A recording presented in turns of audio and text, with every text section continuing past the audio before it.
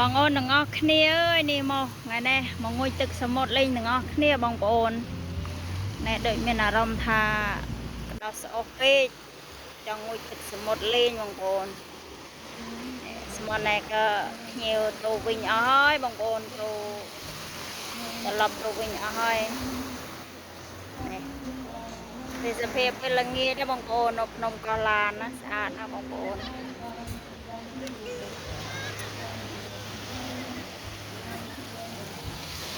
សមុទ្រ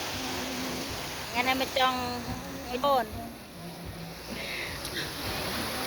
ចង់ងុយទឹកសមុទ្រលេងមកបងអូនងុយទឹកសមុទ្រទាំងអស់គ្នាបងអូនតែចង់ងុយទឹកលេងនេះមានអ្នកថតអយបងប្អូនថតខ្លួនឯង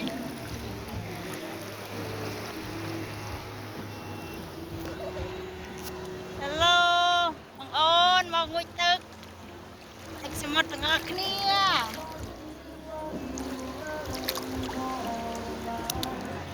អូជាស្រួលបងអូនអើយនេះមកបងអូនមកងុយទឹកសមុទ្រមួយខ្ញុំ